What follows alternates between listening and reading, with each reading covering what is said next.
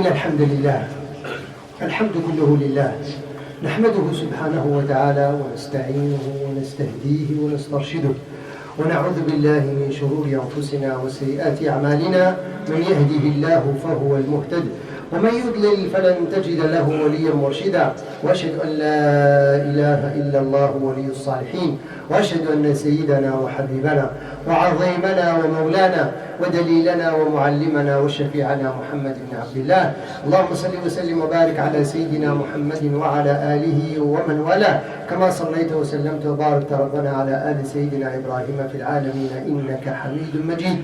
أما بعد، معاشر المسلمين، أوصيكم ونفسي بتقوى الله سبحانه وتعالى، إذ يقول في محكم التنزيل: يا أيها الذين آمنوا اتقوا الله حق تقاته ولا تموتن إلا وأنتم مسلمون. يا أيها الذين آمنوا اتقوا الله وقولوا قولا سديدا يصلح لكم أعمالكم ويغفر لكم ذنوبكم، ومن يطع الله ورسوله فقد فاز فوزا عظيما. اللهم اجعلني وإياكم من الفائزين فضلا منك ونعمة. أحباب رسول الله، ها نحن بعد توفيق الله سبحانه وتعالى قد أنهينا رمضان، والحمد لله الذي بنعمته تتم الصالحات. أطال الله في أعمارنا حتى سمنا هذا الشهر الطيب المبارك. ولكن أيها الأحباب الكرام، كما يقول الصالحون من أمة رسول الله: إن من علامات قبول العمل الصالح الدوام عليه والعمل الصالح بعده. من أراد أن يتأكد من أن صيامه مقبول وصلاته مقبولة وقيامه مقبول وقراءته للقرآن مقبولة، فلينظر إلى حاله بعد رمضان. Alors, chers frères, chères sœurs, cette grâce qui mérite qu'on soit reconnaissant vis-à-vis de Dieu, Dieu a prolongé notre vie, alhamdulillah, jusqu'à ce qu'on a jeûné tout le mois du Ramadan. Si, parmi les grâces de Dieu, on doit être reconnaissant vis-à-vis de Dieu. Et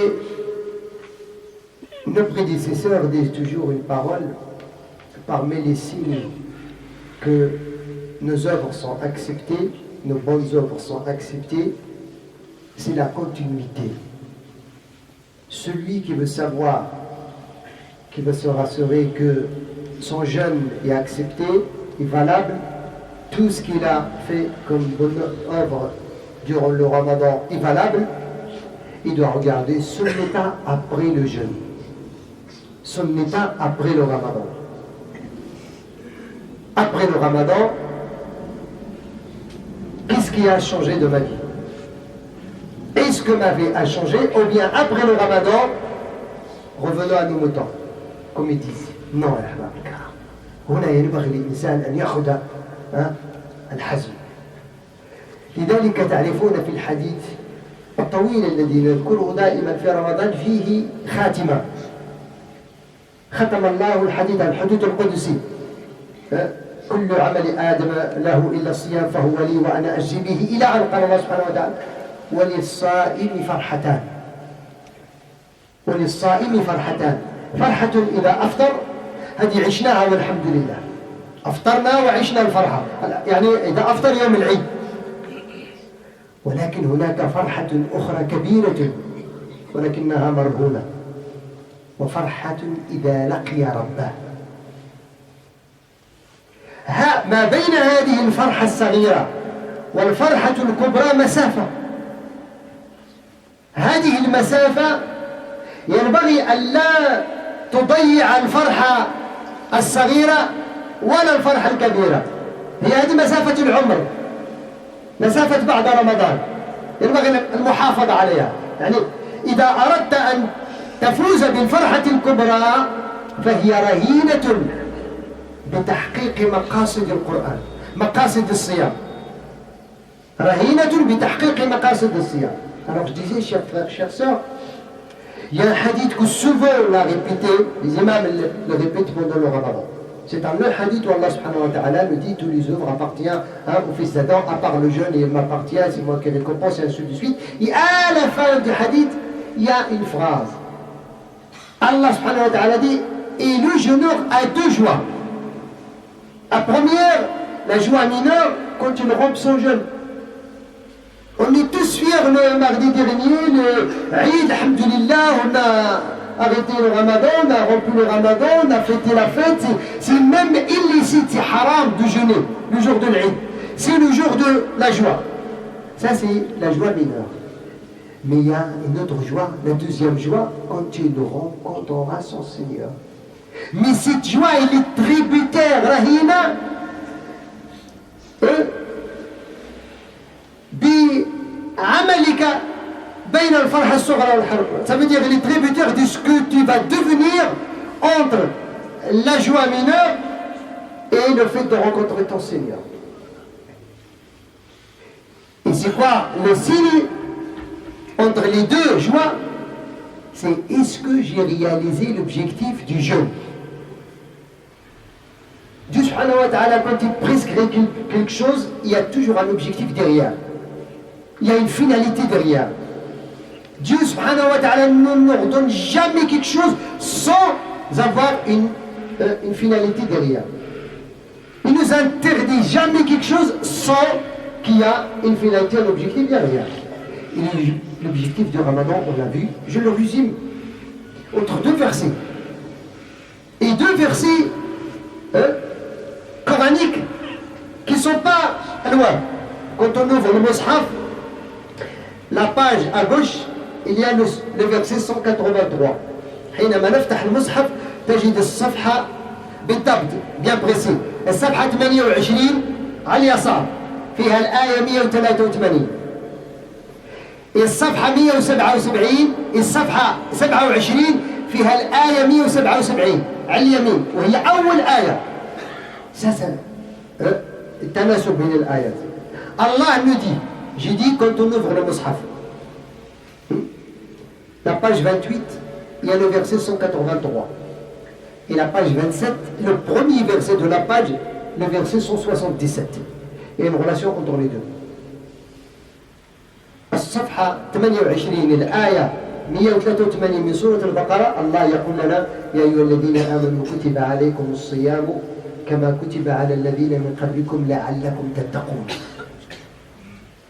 La page 28 du chapitre 2, le verset 183, Allah nous dit aux ceux qui ont cru à Dieu, on vous a prescrit le jeûne comme il a été prescrit aux nations avant vous afin d'atteindre la piété. Je réponds à ce verset-là. C'est quoi la piété, Seigneur?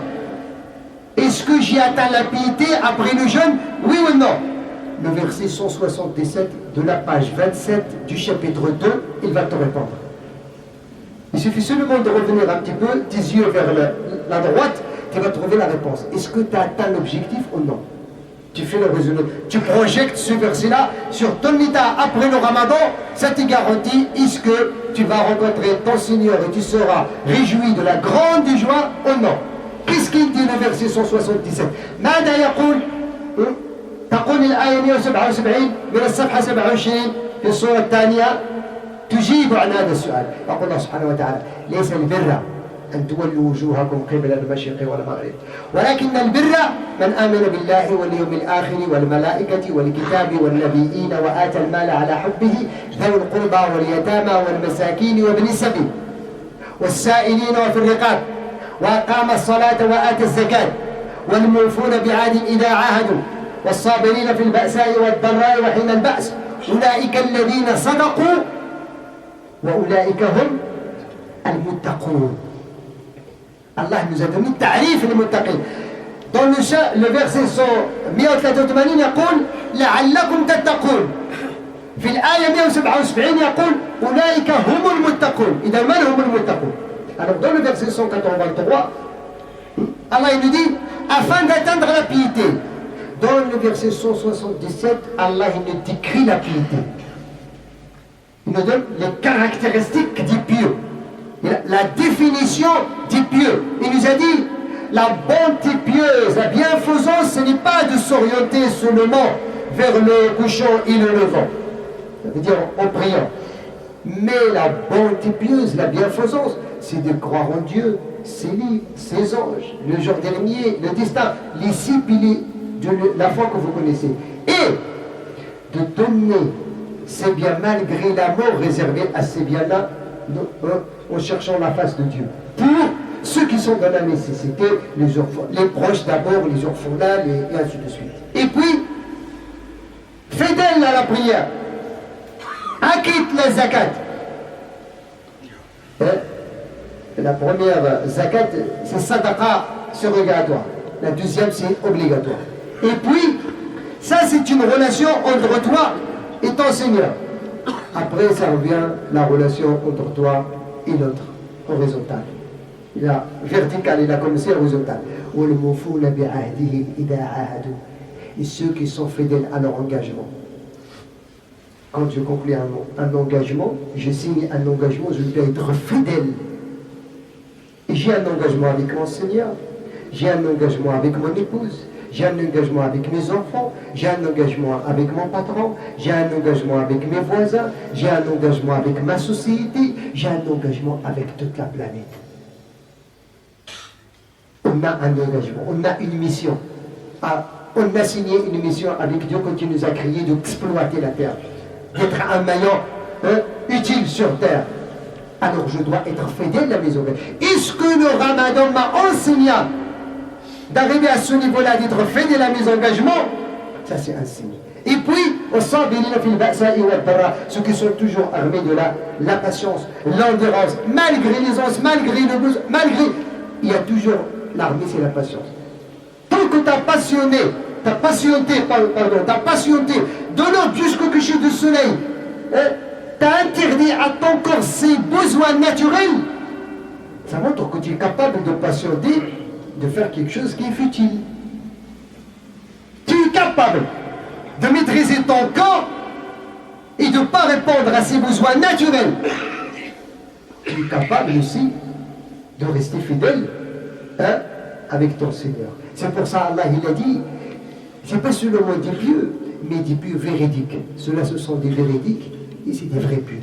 Alors chacun de nous doit projeter vers ce raisonnement analogique le verset 177 du chapitre Al-Baqarah. Est-ce que pour moi c'est réalisé? Si c'est réalisé, très bien, alhamdulillah. Sinon, je dois poser 1000 questions sur mon jeûne. 1000 questions sur mon jeûne, et je dois mettre en doute la grande joie quand je vais rencontrer mon Seigneur. أسأل الله العلي القدير أن يوفقنا للتقوى والصدق وأن ربنا ولذلك وقدر عليه الحمد لله رب العالمين.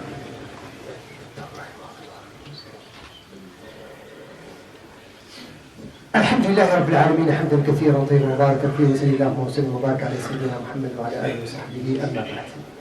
Étant donné que les conditions de l'amitié, c'est un petit peu dur, je ne veux pas me prendre longtemps, je vais répondre à cette question. كثير من الناس يسألون عن صيام 6 أيام من شوال. La plupart des gens demandent le jeûne de 6 jours de Choual. À savoir, il y a 2 hadiths. Hadith rapporté par l'imam al-Bukhari, hadith rapporté par An-Nasa'i ou al-Bayhaqi. Hadith rapporté par l'imam Bukhari, Nabi sallallahu alayhi wa sallam, il dit Man sama Ramadan wa atba'ahu bi 6 min Shawwal kana ka siyami ad-dahr. Celui qui a jeûné le Ramadan, il a fait suivre le Ramadan 6 jours de Shawwal, c'est comme s'il a jeûné toute l'année. Hadith al-Nasa'i, le prophète n'a pas précisé Shawwal. Man sama Ramadan wa أتبعه ب6 والعشر بحسنة كمن سام كصيام السنة والحسنة ب10 أمثالها. Le deuxième hadith de Nasa'i, il n'a pas précisé Shawwal. Il a dit seulement celui qui a jeûné le Ramadan et il a fait suivre le Ramadan 6 jours. Sans préciser, c'est comme s'il a jeûné toute l'année. Et il a dit, prophète sallallahu alayhi wa sallam, ici, chaque bonne action multiplie sur 10. Ce qui veut dire, pourquoi il a dit chaque bonne action multiplie sur 10, ça veut dire, c'est à jeûner dans l'année 30 jours du Ramadan, plus 6 jours surrogatoires, c'est comme si c'était jeûner 36 jours. Et 36 jours fois 10, ça donne 360, c'est le nombre du jour de l'année lunaire. L'année lunaire se compose de 360 jours. Maintenant, les gens ils posent la question. Est-ce que la première question, هل يجوز صيامهم متتابعة d'un seul coup أم يجوز تفرقهم? Est-ce qu'on peut les jeûner d'un seul coup? Le deuxième Eid, je commence, entre parenthèses, excusez-moi du terme, je m'en débarrasse d'abord. Comme ça, je suis libre. Il n'y a personne qui est emprisonné. Tu es toujours libre. Ouais. Il ne faut pas avoir cette intention. Faites attention. C'est comme la prière. Non, on ne se débarrasse pas de la prière. On se soulage. Jamais on se débarrasse de l'adoration. Celui qui fait l'adoration pour s'en débarrasser, il n'a rien fait. On fait l'adoration parce que c'est doit avoir un sens. C'est pour ça les Malikites ils déconseillent de le faire après l'Aïd directement et de le faire suivi. Pour les Malikites, c'est répréhensible, le macro. Ils ont leur argument, ils ne parlent pas dans le vide. Ils ont leur argument. Ce n'est pas le moment pour en parler. L'essentiel, c'est pas obligé de le faire d'un seul coup, et c'est pas obligé de le faire dès la première semaine. On peut le faire, par exemple, 2 jours par semaine. Ici, on prend même le hadith, le deuxième hadith de Nasaï, surtout selon l'opinion malikite. Ils disent, en vérité, le prophète, il a parlé du Shawwal, mais Bab al-Ghalib. C'est pas seulement Shawwal. Durant toute l'année, si tu fais 6 jours surrogatoires, ils ont la même valeur que celle du Shawwal. Surtout, celui qui a un crédit à régler d'abord. Ça, c'est faire attention. Parce qu'il y en a qui disent, oui, Inch'Allah, je veux régler mon crédit. Mais d'abord, avant que Shawwal finisse, je dois jeûner les 6. Ah, écoutez bien. Qu'est-ce qu'il a dit le hadith? Faites attention, parce que là, c'est le fiqh, c'est la jurisprudence qui parle. Hein? Le hadith, qu'est-ce qu'il a dit? Man sama Ramadan wa atba'ahu bi sittin. Qu'est-ce que vous avez compris dans le hadith? Il faut d'abord finir le Ramadan. Et après, tu fais suivre le Ramadan. Si toi, tu n'as pas encore fini le Ramadan, tu ne peux pas le faire suivre les 6 parce que tu n'as pas encore. Alors il faut pratiquer le hadith. Les savants ils disent, toi tu n'as pas encore fini le Ramadan, il te reste une semaine. Par exemple, la femme elle a ses menstrues, il leur reste une semaine. Il faut d'abord qu'il finisse le Ramadan.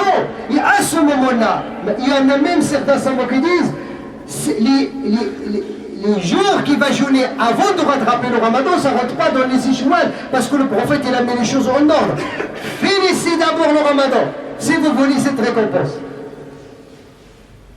Et pour soulager, surtout ceux qui ont une quantité à récupérer, Allah subhanahu wa ta'ala, il ne joue pas avec nous 1 plus 1 égale 2.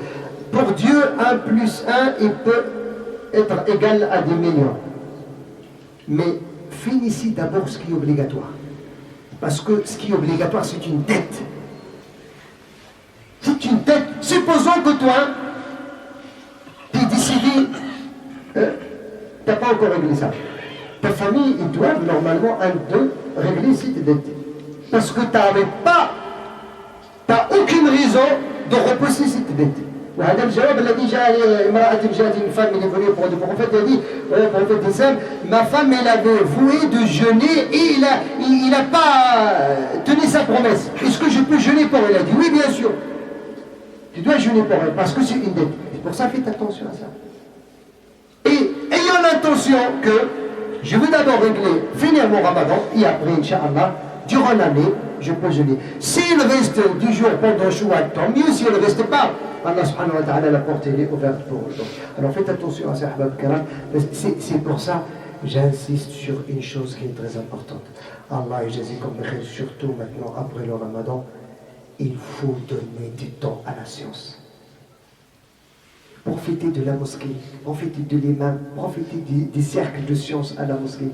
Donnez un petit peu de temps à votre science. Ne cherchez pas un temps de plus. Enlevez seulement un petit peu de temps de la télé et du réseau social et réservez-la à la science. Wallah, sans science, on ne peut rien comprendre. On ne pour rien comprendre. Donnez un petit peu de source à comprendre le message de Dieu. أسأل الله العلي القدير لنا ولكم التوفيق. اللهم هيئ لنا في أمرنا رشدا وفقنا لما تحب وترضى وجنبنا ما تكره وتضر. Sauf Réveil nous demande du dua pour quelqu'un qui est malade d'une maladie grave. نسأل الله سبحانه وتعالى لهذه الشفاء العاجل. اللهم شافي شفاء وغادر سقما. اللهم رب الناس اذهب البأس واشفي أنت الشافي لا شفاء إلا شفاءك شفاء لا يغادر سقما. اللهم رب الناس اذهب البأس واشفي أنت الشافي لا شفاء إلا شفاءك شفاء لا يغادر سقما. الأخت التي تبحث عن الأولاد اللهم يسر لها في أولاد. اللهم يسر لها في الأولاد. اللهم اجعل يا رب يا حي يا قيوم زواجهم متوجا بأولاد صالحين وذرية صالحة. جميع الأحباب الذين يسألون الدعاء اللهم شافيهم وعافيهم واعف عنهم واغفر لهم وارحمهم إنك أنت التواب الرحيم. اللهم يا رب شافي مرضى المسلمين وعافهم ومبتلاهم واهد دارهم ورد غائبهم واغفر لنا ولهم إنك نعم المولى ونعم النصير. رب اغفر وارحم وتجاوز عما تعلم فأنت العز الأكرم. وصل اللهم وسلم وبارك على سيدنا محمد. الحمد لله رب العالمين وأقم الصلاة.